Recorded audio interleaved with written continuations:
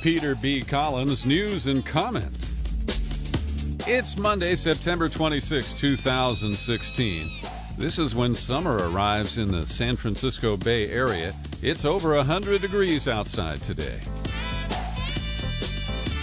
But the real heat and fireworks will originate at Hofstra University near New York City tonight as Donald Trump faces Hillary Clinton in what passes for a debate, but it's really a ritual smackdown.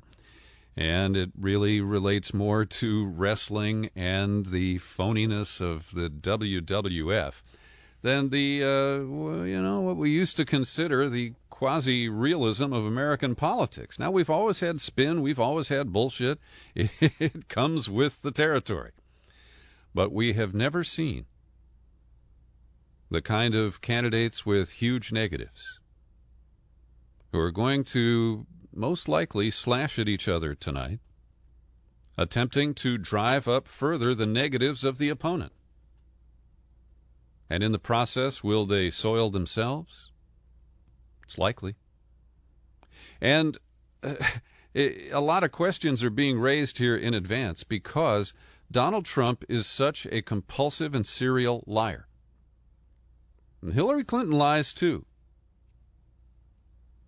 But when you compare the two, it is stunning. So Politico put the same fact-checking team on the activities of both candidates for the preceding week. And let's just look at the scoreboard here in the big numbers, and then we'll get into some of the details. Hillary Clinton, according to Politico, lies about every 12 minutes. In the week that they monitored her activities, she told 8 misstatements, exaggerations, or falsehoods. And in comparison, Donald Trump lies about every 3.5 minutes, 3.25 minutes, 3.25 minutes, and he told 87 misstatements, exaggerations, or falsehoods in the 1 week period. So when we look at this, neither one is a saint, neither one is a knight in shining armor. They don't deserve to wear a white hat. And I, for one, cannot overlook the problems that Hillary Clinton has with honesty, simply because she is running against a guy who is so much worse, at least 4 times worse. And for some people, the comparison is enough. And because she's not as bad as Trump, it's just, okay, that's I'm going to accept the lesser of two evils. But Politico notes that Clinton is far more practiced at sticking to defensible policy positions and recollections of history. She is significantly more lax when addressing her own transgressions, the potential Achilles heel of a candidacy marred by questions of her truthfulness. Now, let's be fair, Trump is not honest about his transgressions. He won't even admit to minor errors for the most part. But in trying to evaluate these candidates in terms of their honesty, forwardness with the American people, you have to say that they both fail. One just fails spectacularly. So Politico identified the 8 items that fact-checked Hillary into trouble last week.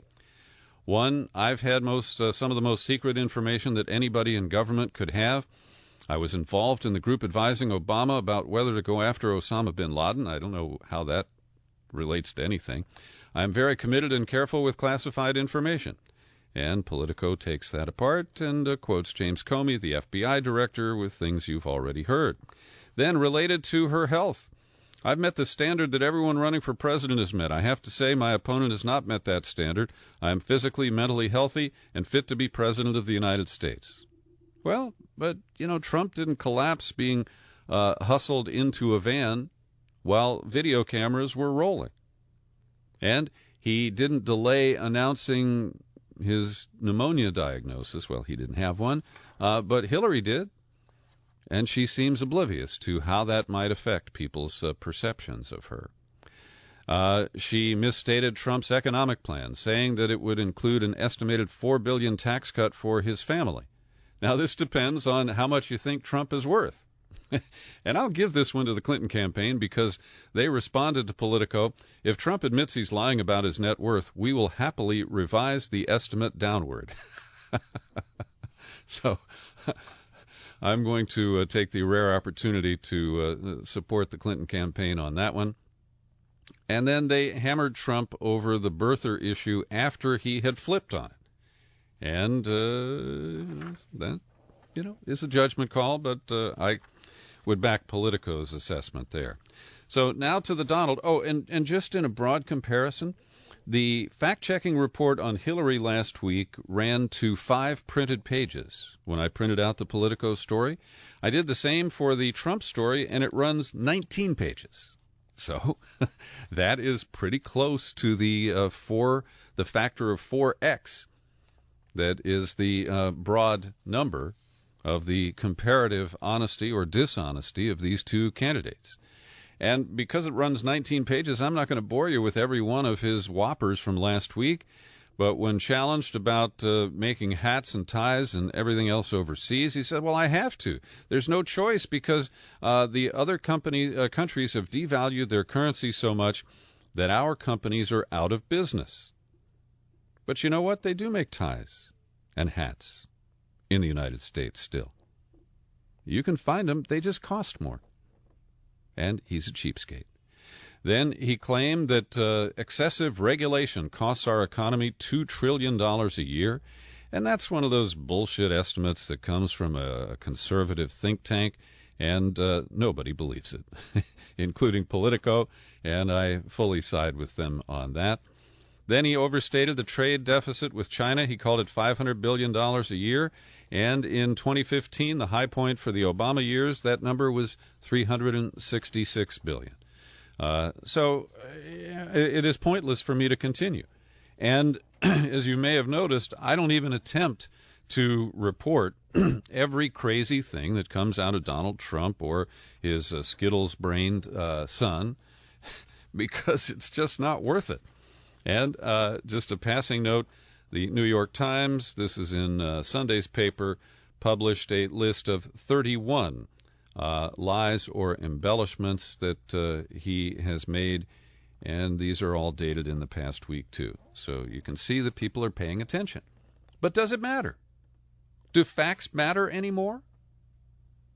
Well, just one simple example. Donald Trump last week told Bill O'Reilly that Lester Holt, the NBC anchor who is moderating the debate tonight, is a Democrat. He's been a registered Republican for at least 10 years.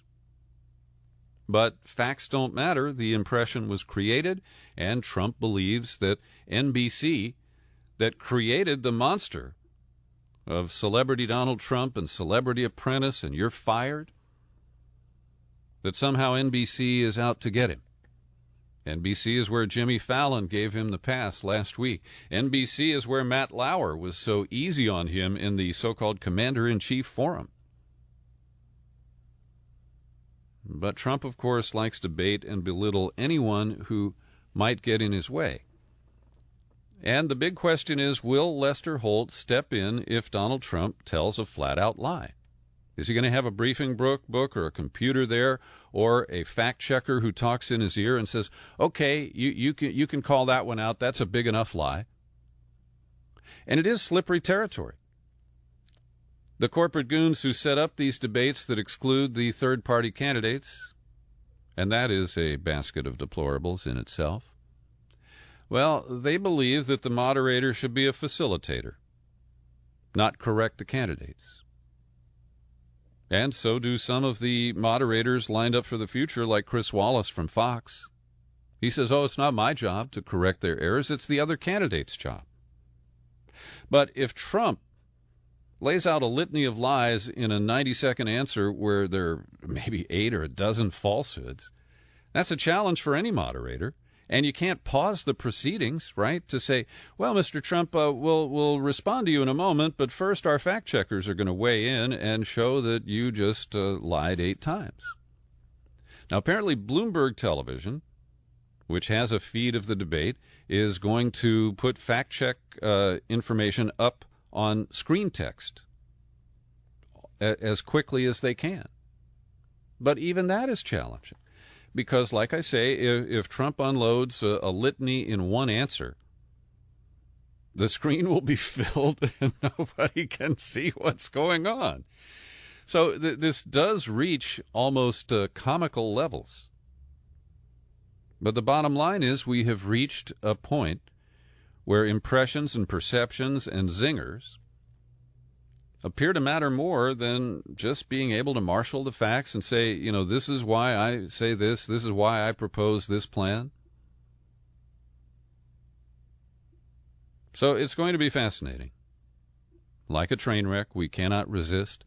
Estimates are that this could be bigger than the Super Bowl. As many as 100 million people may tune in.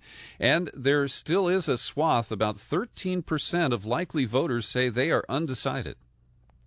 And I feel their pain. I think they're undecided because they just, you know, we've heard various descriptions. You know, they have a choice between one sexually transmitted disease or the other, one form of self-immolation or another. And that's how low we have reached. And so I'll be watching. Our friend Irene is coming over, and we're going to have some barbecued chicken wings. I hope they're finger-licking good. And we'll just see how it all plays out. But I do believe, as my headline today reads, that we are facing a truth emergency. And I want to credit Peter Phillips, Mickey Huff, two of the three directors of Project Censored. Their new book is out any day now. And we do have a scheme to get an interview together with the Project Censored people. But they first declared the truth emergency over 10 years ago. And I think it's an apt description of where we are today. The truth is this scarce element. And when it appears, it doesn't seem to matter. And people are so distracted, they seem to care more who's going to be sitting in the front row, whether it's Jennifer Flowers or Mark Cuban or, you know. On Facebook over the weekend, as I saw that kind of neener thing playing out, I said, well, why don't Trump and Bill Clinton both invite their friend Jeffrey Epstein, the guy who's been convicted of sex with minors and held parties to which both Bill Clinton and Donald Trump have been invited, and the charges that surface from there are really ugly. And this distraction notion came up in a cartoon here. This is Joel Pett from the Lexington Herald-Leader. Panel 1, the moderator says, global poverty, throwaway economy, water, population. Panel 2, moderator says, fracking, species extinction, birth control, arms exports, Africa, India. Panel 3, moderator is saying, corporatization of education, money in judicial races, privacy, gerrymandering, robotics, corporate journalism, peace, peace. Wow. Litigiousness, nationalism, capitalism. And as the candidates are standing there, the moderator completes his thought. Any other topics we should ignore?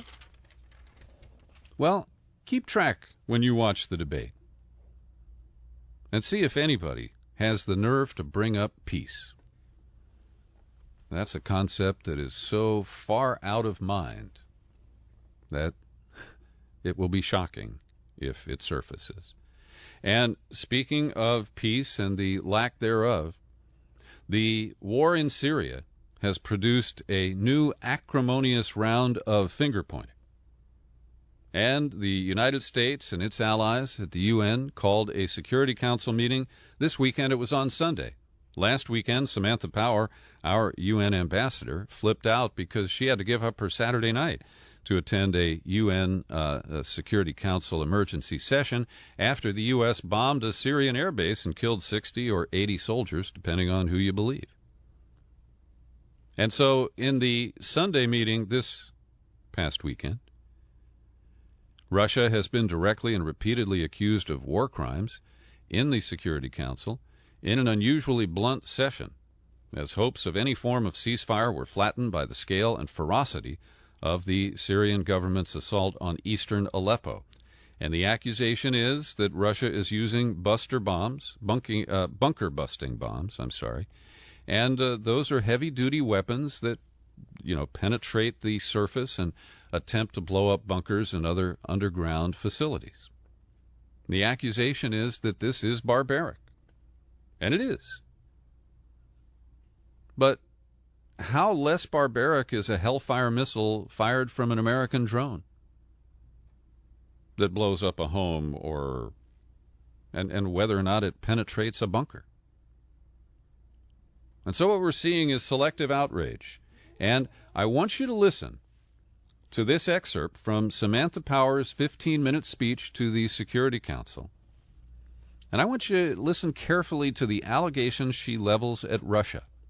And I am not defending Russia. I'm not saying that Russia is innocent or blameless or anything of the sort. But the charges Samantha Powers is about to level, it's Power, not Powers, pardon me, could equally apply to the United States, its allies, and the proxies. The proxy fighters are really who we are trying to protect in Aleppo, not civilians, not women and children. Listen to her commentary, please. Russia will likely try to divert from its own actions by invoking U.S. actions elsewhere in the past. What you can be sure that Russia will not do today or any day is accept any responsibility for its actions. What you can be sure that Russia will not do is tell the truth. Fellow members of the Security Council, I urge you now to look at the remarks that you have brought today and ask yourself, does what I am about to read reflect the gruesome facts on the ground? Does it speak candidly to who is unleashing this appalling violence? Would I feel comfortable reading these remarks to a chamber packed with the residents of eastern Aleppo being besieged by Assad's forces and by Russia? If not, I urge you to speak directly to Syria's grim reality and the people who must live with it day in and day out. This is not the day, this is not the time to blame all sides, to draw false equivalencies. It is not the time to use the passive voice that is so common here in the Security Council. It is not the time to say airstrikes took place or civilians were killed. It is time to say who is carrying out those airstrikes and who is killing civilians. And so that is Samantha Power thundering at the Russians. And again, her allegations may be credible and accurate in the current situation. I don't know who was responsible for blowing up that UN relief convoy last Monday night near Aleppo. We're going to get to that in just a moment here. But this exchange of accusations with the Russians simply shows that, we are at odds. The U.S. is not being honest about its role and its objectives in continuing to try to bring down the Assad government. And the array of proxy fighters that we have introduced into the Syrian civil war to try to achieve that goal. And the whole issue of, who supports the Islamic State and the extent to which Israel has provided aid and comfort by treating wounded ISIS fighters. Turkey has supplied all kinds of support, including buying oil from the Islamic State. So nobody has clean hands. And this false sense of outrage over the escalation of the war on Aleppo, I think, is really counterproductive. And the other element here that we don't recognize is that the U.S. military scuttled John Kerry's diplomatic effort to forge some sort of a partnership with the Russian military to take the Syrians out of the equation and try to guide the fight solely against the Islamic State. I think that's a harebrained scheme to begin with, but that's what they're arguing, is the goal of this alleged mission. So now the New York Times spilled a whole gallon of ink on my issue alone in Sunday's paper, answering the question, who hit that aid convoy outside of Aleppo last Monday night? The Times spoke to 20 local and international aid workers, rescuers, residents who either witnessed the attack or were involved in preparing the convoy. They reviewed dozens of videos, photographs, social media posts, and records kept by aircraft spotters. Together, the interviews and other material indicate that there was a sustained, coordinated attack carried out by Russian or Syrian aircraft, probably both. Now, the article goes on to describe a sequence of events and the known information from this incident, but I don't believe it provides conclusive proof that it was, as the article concludes here, Russian or Syrian aircraft, probably both. We know there was an American drone over the area. The Times calls out the Russians for claiming that their drones tracked the convoy but stopped at 1:40 p.m. The incident occurred a couple of hours later. But drone footage broadcast by Russian state media shows that it continued tracking the convoy for several more hours. All right, that's a conflicting statement from Russia. I don't know. By the way, it was more than several hours. 1:40 p.m. is when the Russians say they took their drone out of the area, apparently lying about it, and the incident began about 7 p.m. local time, continued for up to an hour. And so I don't know who to believe here. I'm not persuaded by the report in the Times. I'm not persuaded by Samantha Power. And when we see the overall demonization of Russia and Putin that is part of our political and media messaging right now, I spent another evening watching 60 Minutes last night on CBS because I was so outraged by what I saw last week. And as promised, they provided the second installment of it is a fear-rich news package where they trotted out America's B-52 bomber fleet. They showed us nuclear weapons. They showed how in the bomb bay of the B-52 they can load a dozen of these things and drop them in short order. I think you can put almost 50 nuclear bombs on one B-52. They trotted out a general and the admiral who runs the Strategic Command, and they served up fear of Russia. Fear of not only Putin, but of the Russian military being willing to use nuclear weapons on a first strike basis. And they try to create the image, the perception in the mind of the viewer that this is an imminent threat. And I don't believe it.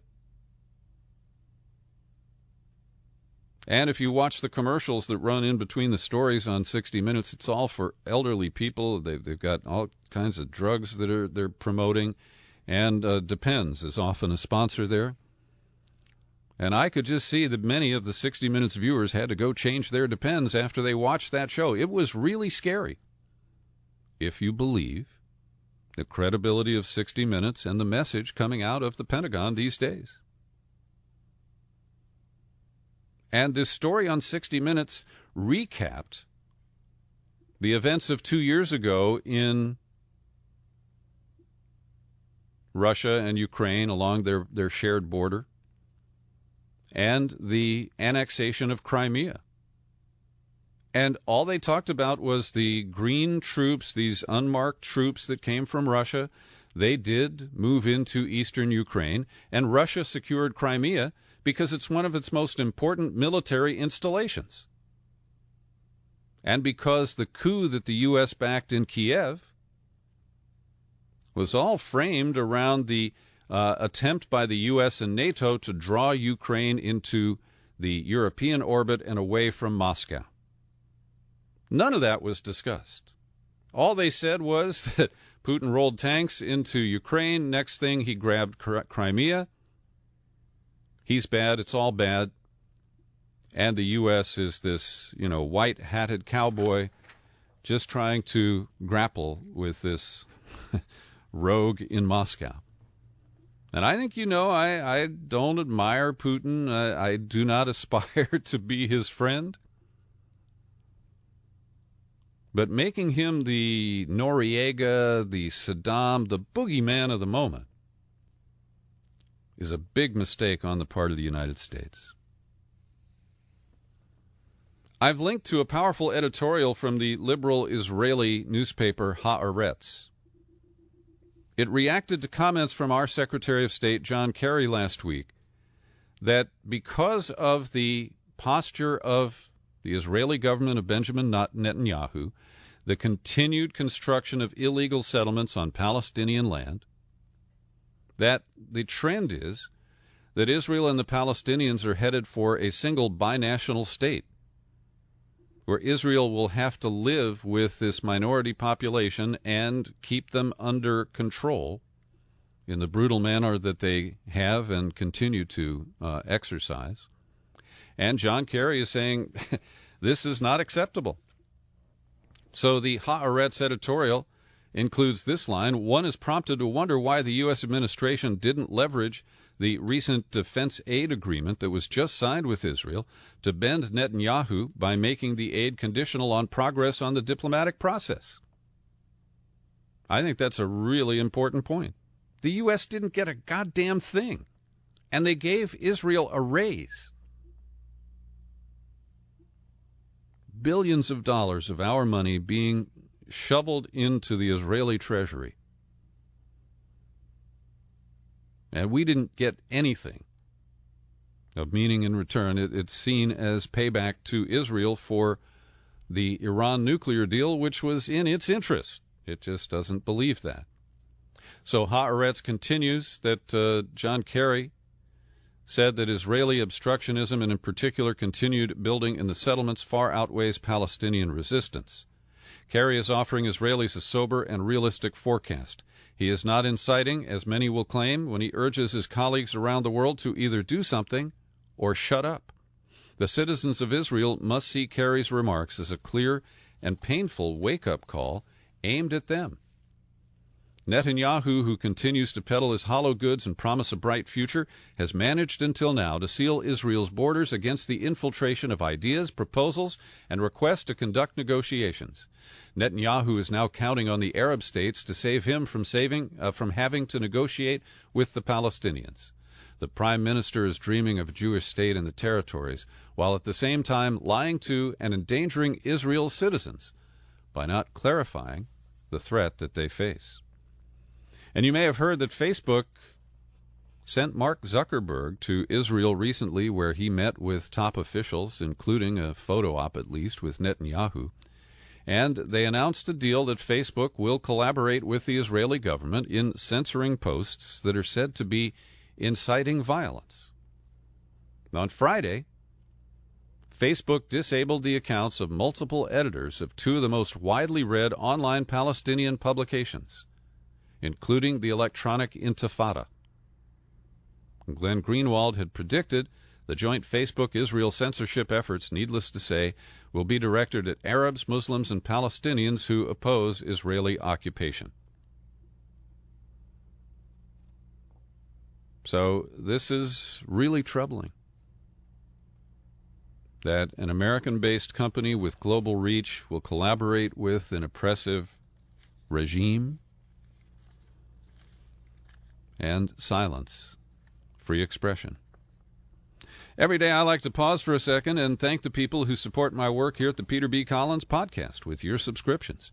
Over the weekend, Simon Morton signed up for a new annual, and he claimed the Andrew Bacevich book, so that's no longer available as a bonus if you sign up for a new annual subscription. I also want to thank Dominic Favuzzi from Chapter 71 of Veterans for Peace in Sonoma County, and he sent a check for an annual membership for his chapter. And he has also encouraged other VFP chapters around the country to support the podcast. Dominic, that's really generous of you. Thank you very much. And I also want to acknowledge that Joe Davis renewed his annual subscription, paying far more than he had to, as did Delano Leonard. Del Leonard from out there in Maine, our vice president for marketing on the East Coast. And he also sent some loving and critical comments of my work on the podcast, and I appreciate both types of comment. So thanks to you for your support. That sets the example for others to come on over to peterbcollins.com and sign up to support our podcast on a daily basis. I certainly hope you will. I got time for one more story today, and again, this is the truth emergency in this country. Over the weekend, the Charlotte-Mecklenburg Police Department relented and released at least one of their videos of the shooting of Keith Scott.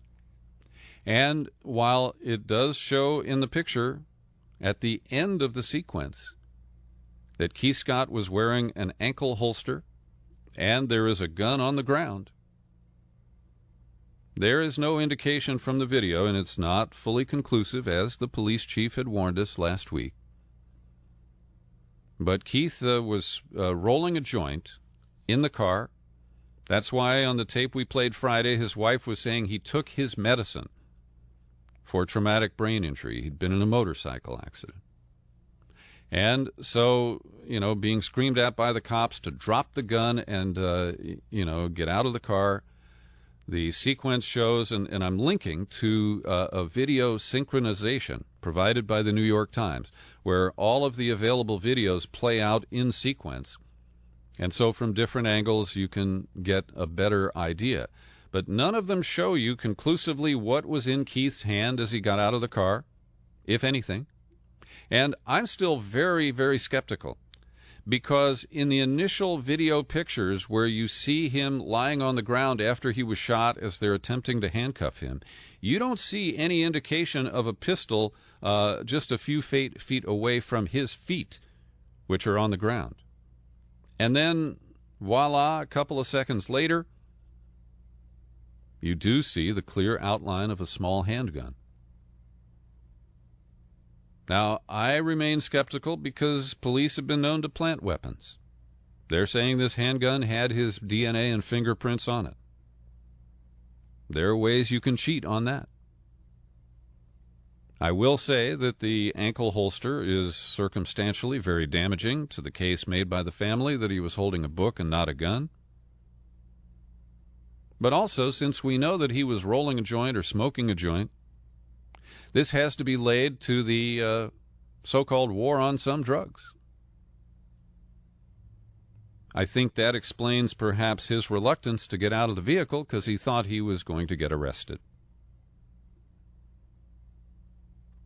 And so, bottom line here is the, disturbances in Charlotte were caused by the refusal of the police chief to just accept that from the get-go he should have released the video. And he didn't, and a number of people have paid a price for it, and I'm sorry to see that. Thanks for joining me for my News and Comment podcast today. You are welcome to share this absolutely everywhere. This podcast is now available on YouTube. Hello, Cameroon. I'm Peter B. Collins. Happy trails to you until we meet again. Happy trails to you. Keep smiling